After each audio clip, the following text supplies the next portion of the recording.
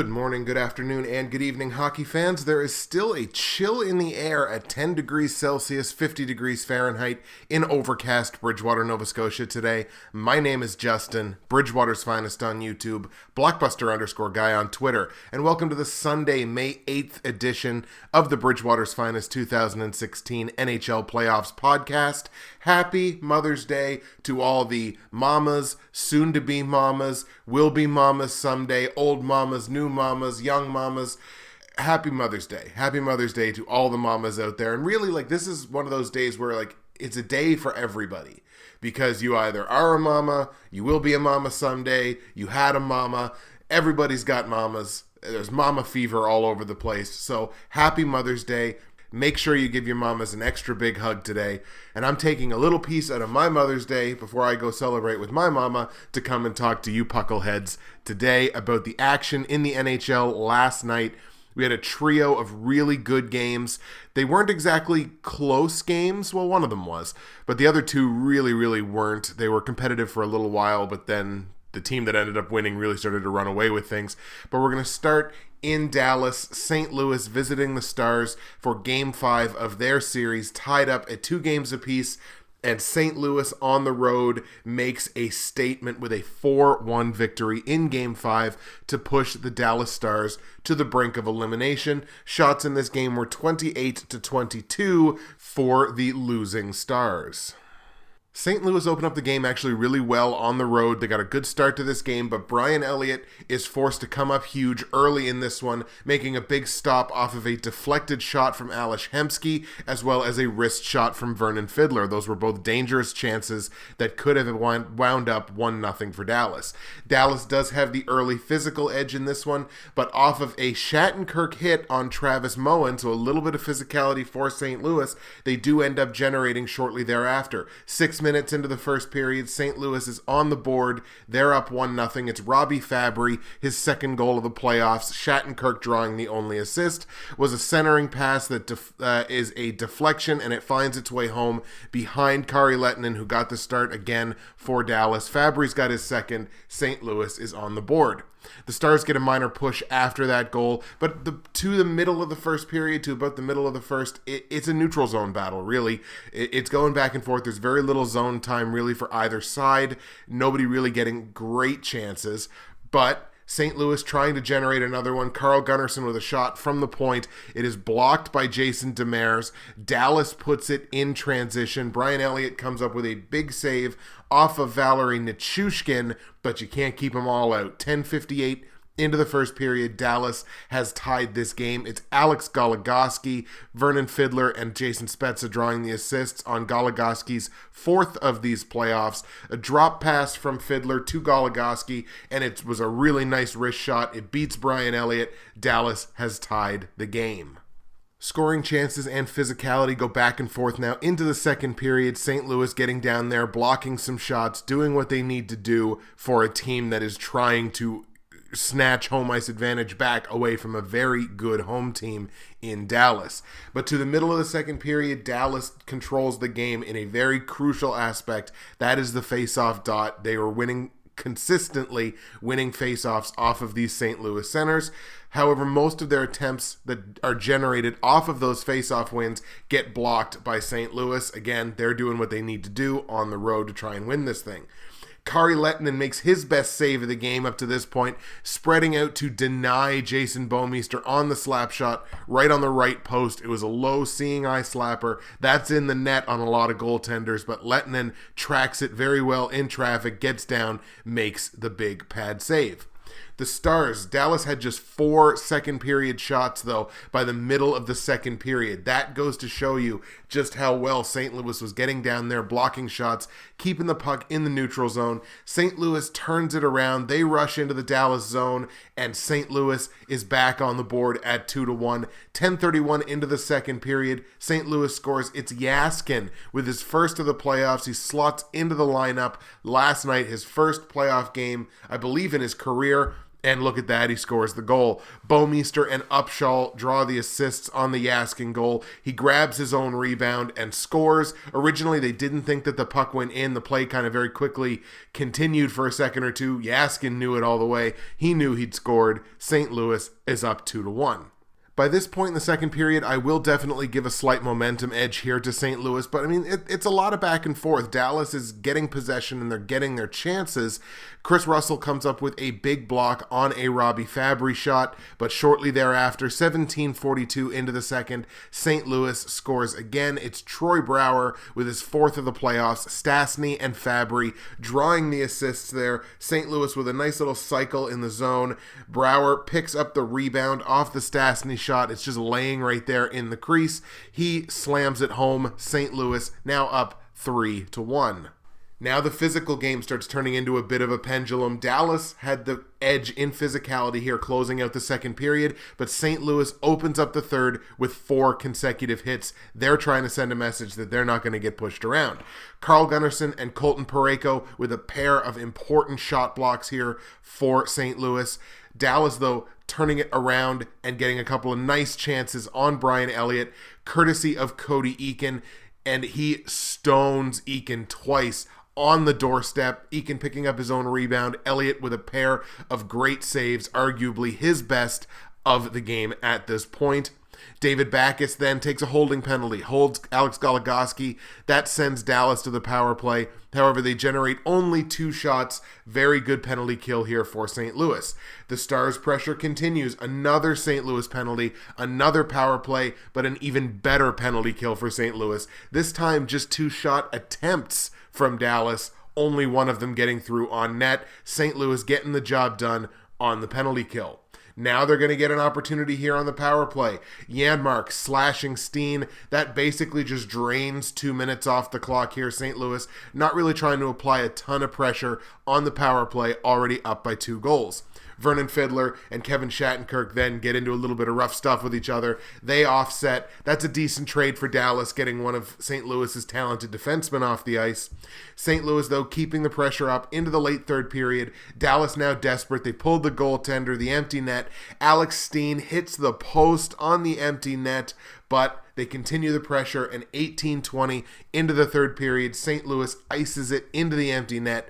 It's Paul Stastny. It's his second goal of the playoffs. Schwartz and Backes drawing the assists.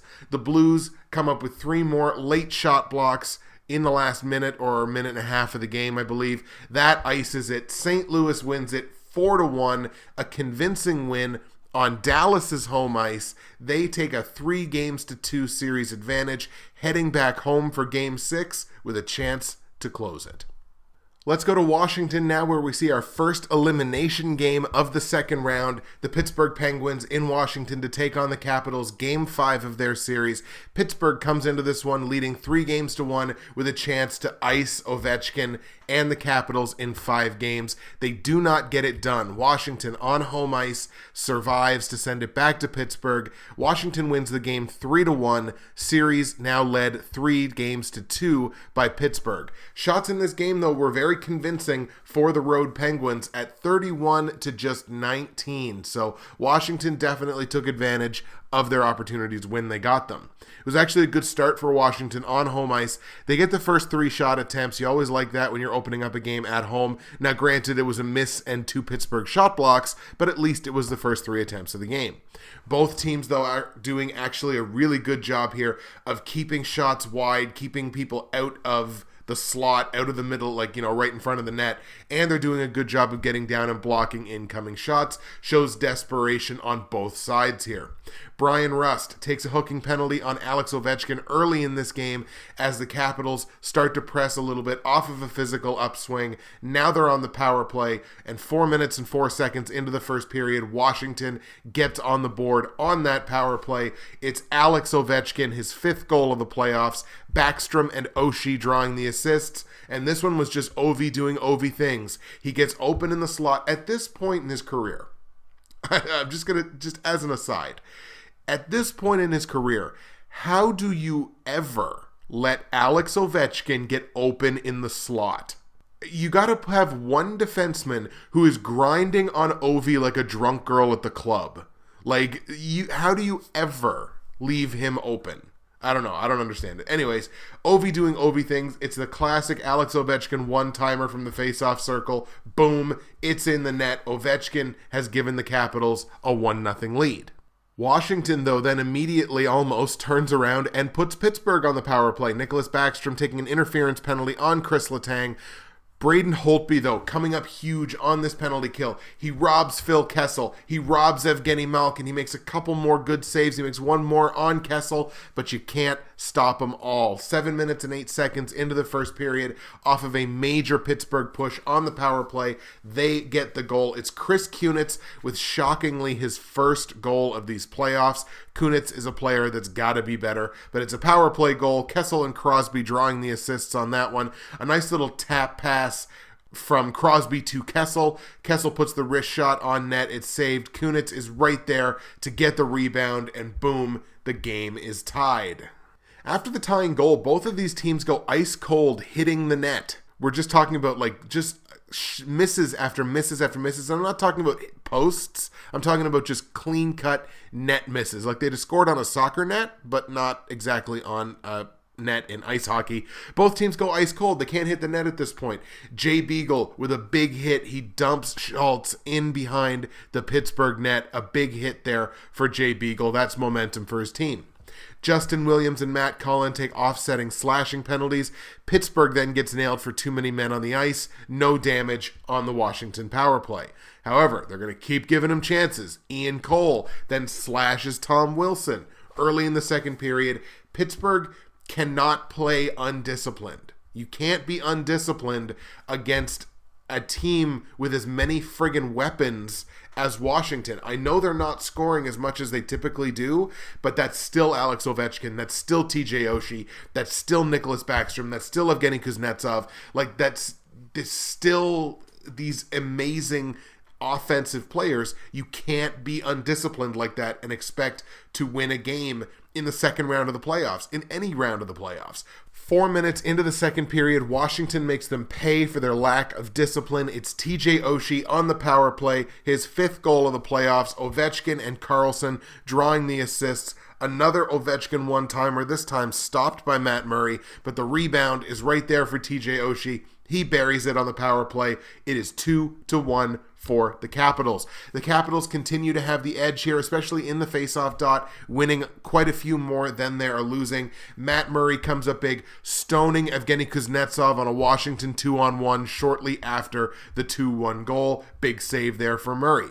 More net misses for the Capitals, but it's down at the other end of the ice. It's a very costly Pittsburgh missed net that puts the Capitals on the rush in transition. A bit of a broken play here, but 9:58 into the second period, Washington doubles their lead and they're up 3-1. Justin Williams, it's his second goal of the playoffs, unassisted.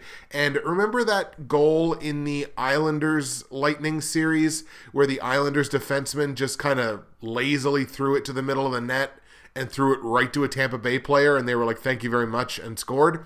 That was basically what happened here, too. Brian Dumoulin for the Penguins, at the end of a long shift, he was tired, makes a mistake, just throws it out in front of his own net, and Justin Williams is right there and says, okay, thank you, and he wrists it home behind Matt Murray. Just, again, a really not a good play. But, or was that the Islanders?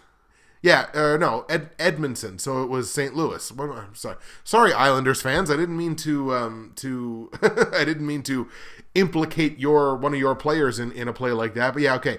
The Joel Edmondson play. It was basically a carbon copy of that, except this time it was Brian Dumoulin. In any case, Washington now leads 3-1. Physicality here really ramping up after the 3-1 goal. The Penguins start pushing. I think at this point they really started to realize, like, look, this is an opportunity that's gonna get away from us. Like, this is an opportunity to finish these guys off. Why are we we're really slacking here? We're not playing with desperation. And at this point in the game, they really, really weren't. Malkin kind of kills that push, taking a tripping penalty on John Carlson, and nobody can hit the net. Nobody can hit the net. 4 straight missed nets. And again, I'm not talking about posts. I'm talking about just straight up missing the net. 4 straight misses. This is on a power play. Nobody can hit the net. What is going on? Braden Holtby coming up big. He stones Patrick Hornqvist. He stones Justin Schultz in tight. Then it stops Matt Cullen. Stops Brian Dumoulin. Holtby is standing his ground here, showing why he was nominated for the Ted Lindsay Award. Unfortunately, the Hart nominations came out and he got a little bit less love there. Into the third period, the Penguins get 2 early shot blocks, 2 early shots of their own. You can tell that the Penguins are getting the better of the play, again, playing with a little more desperation, realizing the opportunity that they have in front of them.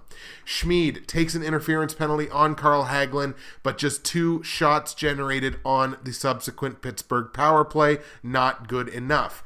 Nick Bonino kills some momentum, takes a high sticking penalty on TJ Oshie. As that penalty expires, literally the second that penalty expires, Matt Murray coming up huge on Marcus Johansson.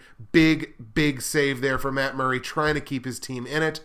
3 more Pittsburgh missed nets middle of the third period in the span of 5 seconds. So really, again, it was desperation. They're just turning around and throwing everything towards the net. Again, it's never a bad play, but it's a much better play if the puck actually gets on net. Those were their best chances to cut the lead to 1. 2 more missed nets for Pittsburgh in the final 2.5 minutes of the game. 4 key Washington Capitals blocks. They ice the game. Just the fact that Pittsburgh couldn't hit the friggin' net. You get half of those on net, maybe you generate a goal, maybe it's a different game. But in any case, way too many shot misses. Too little discipline for the Penguins. They lose this game 3-1 to a superior Washington Capitals team on this night. Pittsburgh still leads the series 3-2. They will get their second chance to ice it on home ice in Game 6. And our final game of last night sees the Nashville Predators in San Jose taking on the Sharks for Game 5 of their series. This is a deadlocked series at 2 games apiece coming in, and this is the sequel to that unbelievable Game 4 in Nashville, that triple overtime thriller between these two teams. You know, there's a lot of tired bodies on both sides of the ice. Luckily, the Predators made it kind of easy on the Sharks in this game. San Jose wins convincingly 5-1. There was very little point in this game where San Jose must have felt like they were in trouble. Certainly not for the third and final period of this game. Shots, though, only 29-25 for San Jose. So it's not like Nashville didn't generate anything. You just, again, you got hot goaltenders on both sides, really, Martin Jones and Pekka Rinne, but one of them really performed tonight, and the other one just, again, got beat by really good opportunities. San Jose takes the 3-2 series lead on home ice. This has been a home ice series so far. It's going to be interesting to see what happens in Game 6 in Nashville. Pekka Rinne gets put to work early in this one. The first 3.5 minutes of the game, there are 11 shot attempts on Pekka Rinne. That's a lot. That's a lot in the first 3.5 minutes. He also comes up with a huge save on Thomas Hertl, absolutely robbing him. Hertl was a guy that I've talked about in a couple of previous episodes as a guy who's just dying to break out, but a big save there by Pekka Rinne early.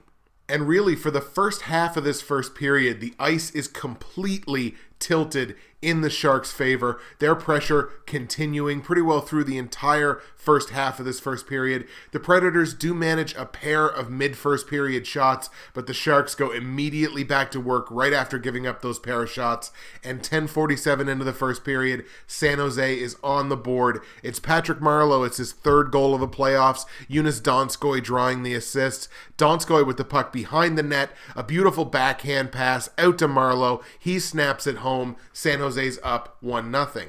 That goal, that wakes the Predators up. That was the slap across the face that they needed.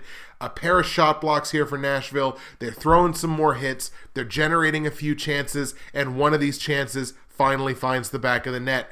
15:40 into the first period, Nashville is on the board. It's Mike Fisher. This guy's playing out of his mind right now. Neal and Wilson drawing the assists. The puck bounces into the slot. Fisher gets the rebound, tucks it home. Sounds kind of similar to the game-winning goal there in Game 4. It wasn't, but it sounds similar. Mike Fisher gets Nashville on the board. That line, Mike Fisher, James Neal, and Colin Wilson, have generated the previous 5 goals for the Predators entirely. That second line playing like a top line. Nashville doing good now. They're energized. They're getting the better of the play. They're throwing more hits. They're playing better, but 17:21 into the first period, a late goal for San Jose puts them back on top. It's Joe Pavelski. It's his 7th of these playoffs. What a playoff Pavelski is having, the captain for the Sharks. Thornton and Vlasic drawing the assist. Thornton with a gorgeous backhand pass off of the boards with guys around him, and it looks like he was falling, and just makes an unbelievable backhand pass to an open Pavelski in the slot, and he wrists it home. A great wrist shot for Pavelski, beats Pekka. It is 2-1 San Jose. That's how we begin the second period, and 35 seconds into the second period, San Jose goes up by 2. It is now their second unanswered goal since Nashville tied the game. Logan Couture with his 5th goal of the playoffs. Donskoy with his 2nd assist. Justin Braun drawing the other assist on that goal. Donskoy springs Couture on a partial breakaway. He gets some separation, takes it to the backhand, tucks it through Pekka 5-hole, and early in the second period, the Sharks have all the momentum, and they're up 3-1. At this point, this game starts looking a little bit like Pittsburgh and Washington. We got a lot of missed nets. We got a lot of shot blocks. Both teams are doing the little things to keep the pucks to the outside, keep the pucks away from their net. So both teams, look, honestly, they're doing a good job at this, but again, your snipers, your offensive players, they got to find a way. They got to find a way to get pucks on net, especially on Nashville's side now that you're down 3-1. Brendan Dillon takes an interference penalty on Sissons, but a great San Jose penalty kill. Just 2 Nashville shots generated on that power play. That was a great chance for the Predators to get back in this game. San Jose has now completely turned this game around physically, not only on the scoreboard. They are more physical. They're keeping the shots to the outside. Roman Josi then forced into taking a bad tripping penalty, so that puts San Jose back on the power play. 19:22 into the second period. San Jose in the last minute of the second with another one. It's Joe Pavelski again. His 2nd goal of the game. 8th of the playoffs, now tied for the playoff lead in goals. Marleau and Thornton drawing the assists, so it's the big guys, the big line there for San Jose. They draw the assists, and this was just Patrick Marleau in the office. He puts it out front to Pavelski. Pavelski scores again. 2nd time that Pavelski has scored a goal off of, again, a really, really, really good pass. Pavelski has put the Sharks up 4-1. Game starts getting a little bit more sloppy here. Ryan Johansson takes an unsportsmanlike conduct penalty, and then Joel Ward for the Sharks taking a double minor for a high stick. That is dangerous for Nashville. That's what Nashville needs to get back into this game. They generate 7 attempts on the 4-minute power play on the double minor, but they don't have anything on the board to show for it. And the Preds absolutely have zero physicality by this point in the game. The longer this game went on, the more and more Nashville was being outplayed physically, which is not what you saw in Game 4 at home, but they were just being outplayed. The Predators get a nice cycle going in the Sharks zone. They get some pressure here late third period. Some would say too little too late. San Jose, though, even turns that around. They get 4 more chances on Pekka. He has to come up with a couple of big saves. Unfortunately, this thing gets a little ugly late, and it's Ryan Johansson again who's in the middle of it. He takes a misconduct penalty. Mike Ribeiro takes a misconduct penalty for chirping from the bench, which is not something I think I've ever seen, or if I have, it's been a long time since I've seen that. Thornton and Jackman have a little incident in the corner after the whistle. Jackman gives Thornton a little spear with the butt end of his stick, and Thornton comes right up Main Street with the low blow. And Barrett Jackman is a gangster because he doesn't even flinch. It was unbelievable. And it was just like, but it is starting to get ugly here, and it's stuff that you don't really like to see in hockey games. Nashville pulls Pekka, but they put Carter Hutton in on a San Jose power play, which I don't understand, unless Rene was hurt in some way, which I don't think he was. Maybe somebody can better explain that to me, but it was just like, what a bizarre, it was just a bizarre ending to this game. But 19-10 into the third period, San Jose, little bit of salt in the wound, why not? San Jose with another goal, their 5th of the game. It's Melker Karlsson with his second goal of the playoffs. Tierney and Braun drawing the assists. Braun with his second point of the game. Again, puck was in behind the net. It gets centered. Melker Karlsson with the goal. 5-1 San Jose. That is how this game would end. San Jose with a dominant performance on home ice in Game 5 to take a 3-2 series lead. They have a chance to end this thing Game 6 in Nashville. As I mentioned earlier, your Hart Trophy nominees were announced by the NHL last night. And again, Braden Holtby kind of getting the shaft here, but I mean, like, there's so many great players in the league. But the Hart Trophy nominees were announced: Sidney Crosby for Pittsburgh, Jamie Benn for Dallas, and Patrick Kane for Chicago. Not a ton of surprises here, but I mean, like, again, this is another one of these awards that needs more than 5 nominees. I'm sorry. It needs more than 3 nominees. It needs at least 5. If you had 5 nominees, Braden Holtby gets nominated here. Erik Karlsson. Where's Erik Karlsson? First defenseman to lead the league in assists since Bobby Orr. Like, where is he? He should be here. He should be a nominee for most outstanding player, MVP. Ottawa's nothing without Erik Karlsson, so he should be here. Anyways, that's just me being annoying, probably, but I mean, it's me being nitpicky. This is an award that needs more than 3 nominees. I'm hoping you guys agree anyways. But Crosby, Benn, and Kane are your Hart Trophy nominees. Crosby looking for his 3rd Hart Trophy. We'll see how that goes down. Who do you guys think is going to win the Hart Trophy? My initial lean is probably Patrick Kane, even though he's playing on obviously a very, very good team. I mean, all 3 of these guys play on very, very good teams, so I guess that's a criticism you can levy against any of them. So who do you guys think is going to win the Hart Trophy? Also, it did not take Bruce Boudreau very long to find a new job. Instead of Ottawa, a lot of people thought he was going to go and coach the Senators. He stays in the Western Conference. He joins the Minnesota Wild, replacing John Torchetti behind the bench. The Wild should now become an immediate early favorite for 2016-17 to make it to at least the Western Conference Final, because Minnesota is a damn good team. I don't think coaching was their downfall this season, but you put Bruce Boudreau, a guy that makes the playoffs in his sleep, behind the bench of that team. Minnesota is a dark horse here to win that division. Minnesota should make it at least to the second round next year. I like them as an early favorite, as I just mentioned, to make it to the Western Conference Final. Bruce Boudreau can take that team and make it a winner. That's a team that could go to the Cup Final next year. I'm going to say it. I'm going to say it right now. And if I'm wrong, feel free to come back to this video in better than a year's time and tell me I'm an idiot. But honestly, I think the Wild should be an early Western Conference favorite now that they've put Bruce Boudreau behind the bench.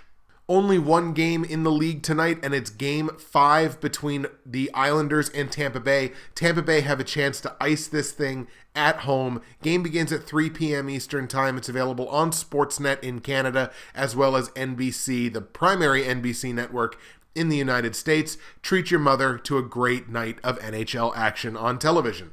Thomas Greiss and Ben Bishop are going to be your likely goaltending matchup here, but I've got an asterisk beside both of them. And here's why. Thomas Greiss, do the Islanders consider rushing back Yaroslav Halak? Hear me out here. It's an elimination game. If you lose this game, you're done. You go home. Season over.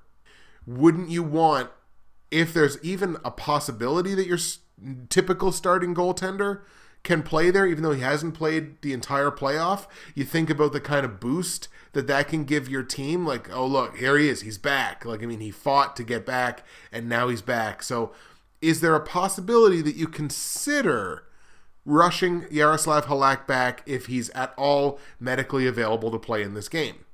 And the reason that I have the asterisk beside Ben Bishop, do you consider giving him a day of rest? Ben Bishop has played every game in these playoffs. Now, he was pulled, I think, once for Vasilevsky in the first round, I believe. So Vasilevsky has played at least a little bit in these playoffs, and Vasilevsky has playoff experience from when Ben Bishop was injured in a previous season. So he knows how to play in the playoffs. He would be fine. Do you consider giving Ben Bishop a rest? Now, I understand there's a risk associated with that, because if you don't play Bishop and you lose, now all of a sudden it goes back to New York, and New York can win. If they can win on home ice, now all of a sudden it's back to Game 7. But I mean, this is why you fight so hard to have home ice advantage, that you put yourself in a situation like this, and you can even consider resting your primary starting goaltender, a guy that should get a lot of attention for the Vezina Trophy. So that's the only reason I put asterisks beside these two guys' names. I imagine it'll be Greiss and Bishop, but there's possibilities here on both sides. Of course, there's a lot more on the line here for the Lightning than just a win to go to the next round. A Lightning win with a little bit of rest here now in between series keeps hope alive for the returns of both Anton Stralman and Steven Stamkos. Stralman is skating with the team. Stamkos is skating with the team. Of course, Stamkos cannot be medically cleared until he's taken off of blood thinners, but a win, obviously, extending the Lightning season, keeps the door open for both of those players to come back, and what a boost. Like, I can't think of much of a bigger boost for a team right now, still in the playoffs, than getting back an Anton Stralman and a Steven Stamkos. If the Lightning get those players back, oh my God, they are going to be dangerous. I look at this series as a battle of JT versus TJ. John Tavares against Tyler Johnson, and one player is very convincingly winning this battle. John Tavares so far in these playoffs has just a goal and a helper for 2 points. He's a -3. That is not good. It's not good enough in the second round of the playoffs. Tyler Johnson in 4 games, 2 goals, 3 helpers, 5 points, and he's a +3. Now, they've both generated 9 shots on goal, so they're generating attempts. Tyler Johnson is just, honestly, he's doing more with his ice time.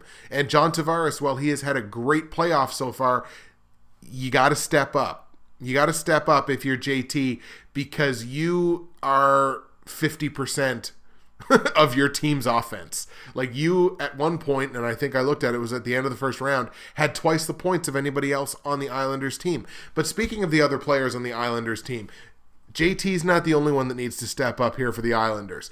I'm looking at Kyle Okposo, 2 goals on 40 shots on net. I'm looking at Brock Nelson, 1 goal on 24 shots on net. Hickey, a goal on 20 shots. Somebody has got to find the back of the net here for the Islanders, or they are going home tonight.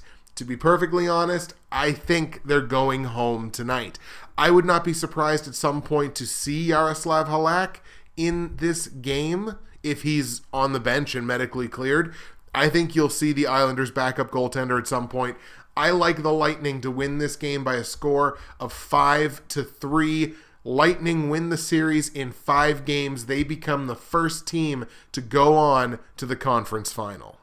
Also, not to hashtag humble brag, but I was 3-0 on my picks yesterday.